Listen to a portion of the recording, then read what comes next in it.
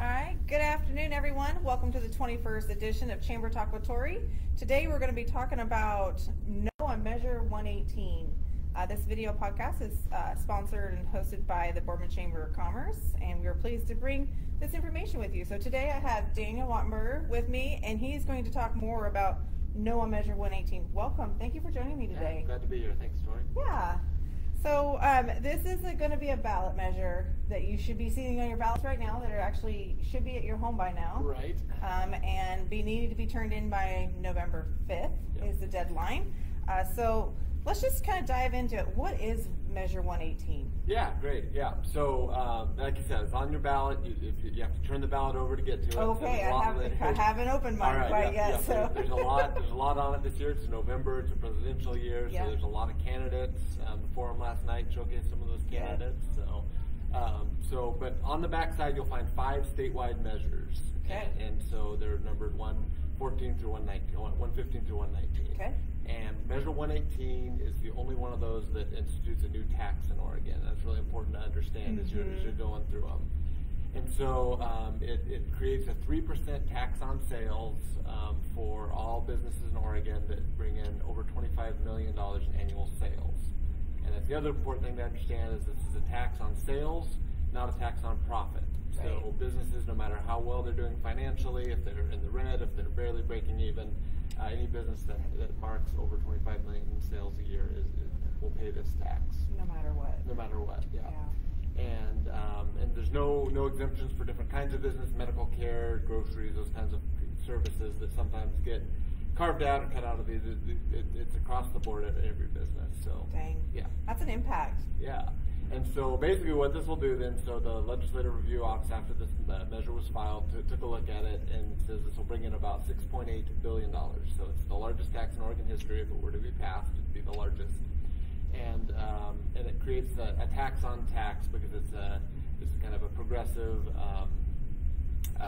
stacking sales tax. And so it's on everything from food, medicine, housing, electricity, just across the board, any good or service from those companies has a 3% tax on it.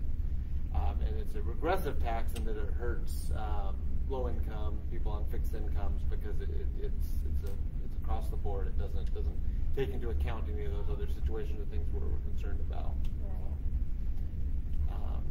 So that's essentially what it is. It's a tax, and then the money would then be redistributed through checks to Oregonians each year.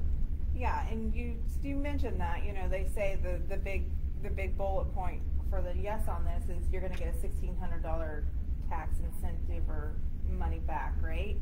But when you start talking about tax on top of tax on top of tax, that is going to increase inflation. That's going to increase your cost of goods at the grocery store. So really, that $1,600 is going to last you about a hot second, and then it's going to be gone, right?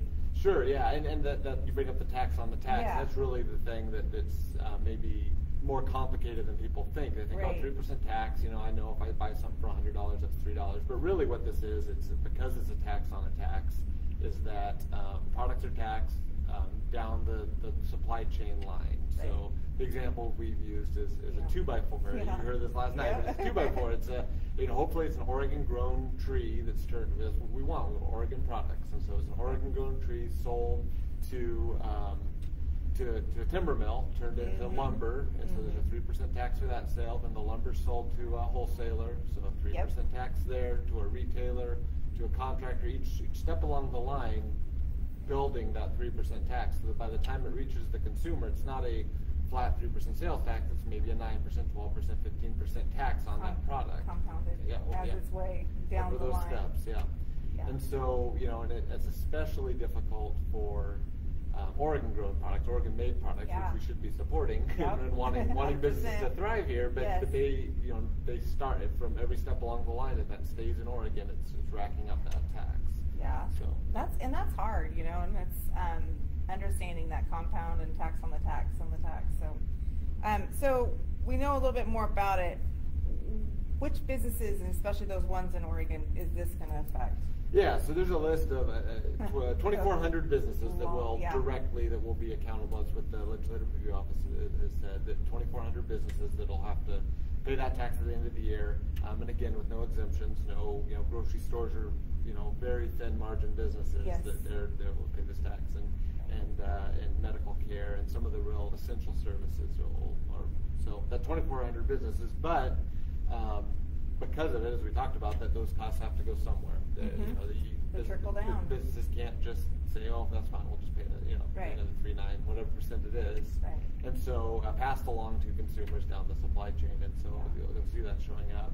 So increase in services for healthcare, increase in food products and stuff like that. Yes. So it's really going to hit your pocketbook. Truly everything, electric bill, like PG, and anywhere these businesses that will come in, and that'll then affect the smaller businesses. So yes, these 2,400 larger businesses with 25 million, that's a fairly substantial amount of sales. But the smaller businesses that aren't there rely on those companies, those businesses, to provide the things they do to do business. And so you own a small restaurant, a local restaurant, a local service of some kind, and the things you buy for that will be impacted by this tax, which then you pay, and then your customer. So your hamburger is now going to cost you even more. Exactly, right? everything down the line. So we talk about businesses that are affected by that. What are some businesses that are like right here in Boardman? This is going to hit. Yeah, so a lot of the businesses around, the Lamb Wessons, the Boardman Foods, the 3 Mile, sure,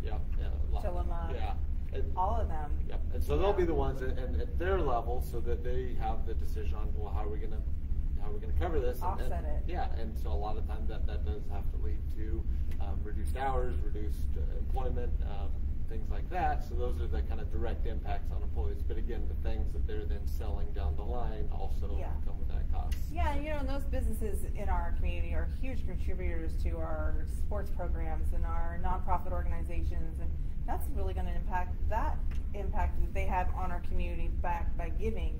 They aren't going to have that opportunity as they do currently. So once again, that trickle down is just bigger and bigger and bigger when you start seeing the bigger picture on that. Yeah, it really does put businesses in a spot where they have to make some very hard decisions from the bigger companies. Yeah. You mentioned some of these companies do a lot in sales to the small, the retailers, the local, the very local, who are just like, already have had, and should be mentioned that as part of the review, the Legislative Review Office did, since 2021, the average household spending about $11,000 more a year for goods and services, and you've seen it when you go to the coffee shops and the grocery store and and just going out to eat dinner anymore. McDonald's, I mean, you can't hardly get a meal under $10 anymore at McDonald's.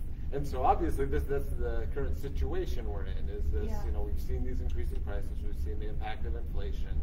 Adding this on top will just really ensure that continues at the pace it's at, rather than the natural flow of now we're going to settle and stay here for a bit. So and so really that the reduction in any economic momentum, like it slows that down, slows development down, and when businesses are looking, some of these companies you mentioned are in other states as well, and are they going to expand here? Are they going to expand somewhere else? Or are they going to be able to keep doing business here at the same levels they have? Right. Yeah. So once the money's collected, what happens now? What does that look like? Yeah.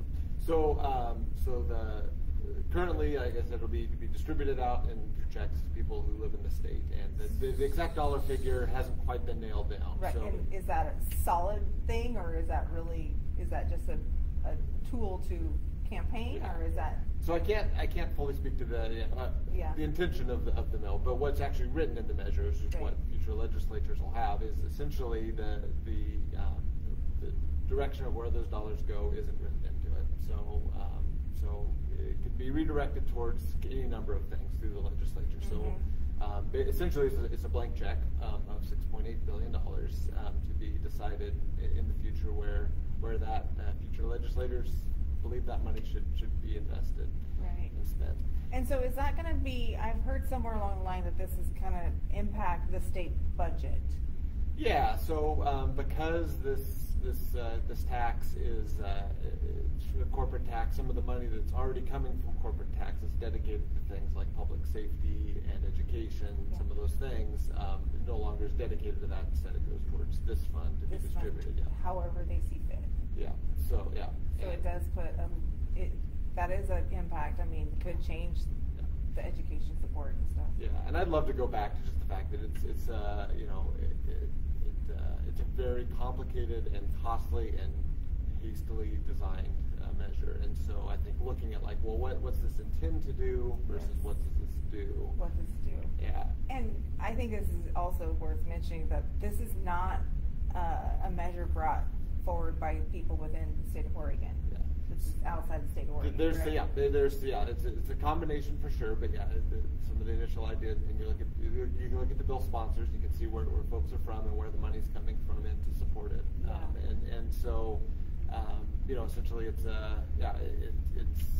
I think the thing I'd point to there then is the response has been Oregon businesses, Oregon individuals saying this isn't good for Oregon. Right. Both sides of the aisle, you have when Republicans and Democrats are agreeing that this is the harm of this far outweighs the good stuff that could be in it.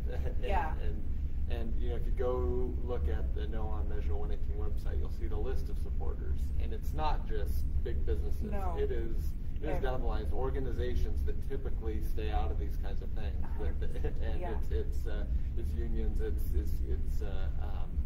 It's ranchers. It's ranchers. Yeah, absolutely. Farmers. It's farmers, ranchers. I mean, it's the impact and the number of people are like just saying no to this.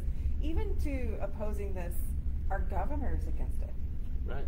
Yeah. I mean, she's highly against it, and has made that pretty publicly known.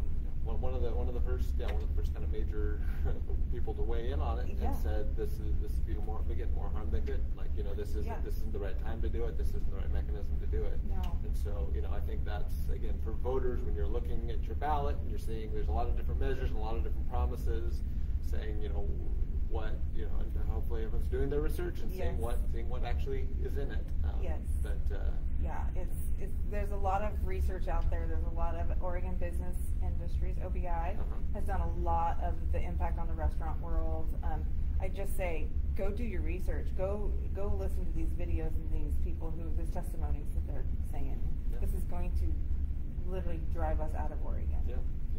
And another resource I always point to, no matter what it's a candidate or a measure, is the voters pamphlet, because people are allowed to put in there. Not only does it lay out what's specifically in the measure, so you can see for yourself, but it lays out people that make arguments on both sides. Both sides. Yep. And so you can read through them and say, I can understand, but here's where I want to make my decision. I know. I was going through the voter pamphlet, and it's probably the thickest section on one measure I've ever seen. Yeah, it's for both sides of the aisle. Yeah, for sure. Yeah, and it's and I think that really just speaks to the impact of it, and the fact that people are really, again, it's the only tax that typically when a tax, is on the ballot, people really want to know what's in it and really have a strong feeling towards it, and I think this just gives us the opportunity to really look at what's in it. It really does. The Fort Bend Chamber of Commerce, we've signed on the no on that, and we're actually put our name on the ballot, and we have never gone that far, and I think every chamber across the state of Oregon has just been a strong no on this. It was a big discussion at our state conference, and I just hope everybody goes out and does their due diligence and really learns the deep depths of this impact on our state will have and our local community. I mean, it saddens me to know that this tax, if it is passed, the impact it will have on Fort Bend Foods or Lamb Weston. Like I said, they do support our youth, and they may have to take those, not do those contributions at the level they do and support our community growth and development. So it's sad to see that. Yeah, and again, I always want to just it's from the top to the person, the household, the family that that just sees sees those costs every time they go to the grocery store, the doctor's office, or recreation wants to take a dinner out. Like everything just is gonna go to cost. Yeah. So in the comments, you gave us a spreadsheet, and we have taken that spreadsheet with some infographics on it and stuff like that. We have placed those in the comments for everybody that's watching this to go and see those infographics. I do know that we will have the link to No on Measure 118. There's a website that if you are a supporter, you can be a supporter, you can write into. I mean, there's all sorts of opportunities still. There's information that you can print, all sorts of stuff out there. We have information in our office. If you can't get it printed, you can come to the chamber office. We have flyers on No on Measure 118, the reasons why. We have been the ones placing the yard signs around the community on No on Measure 118 as well. So that being said, any other last parting words? Yeah, no, I've been appreciating everything the chamber has done. Chambers across the state, from the smallest to the largest of all, recognize the impact. So thank you for that, Torrie. Yeah, you're welcome. And yeah, the No on Measure 118 website has that list of coalitions. There's a button to join the coalition if you like. It's never too late. You know, we'll be added to the mailing list and kind of continue getting information through the campaign. And again, I would really encourage people to vote no.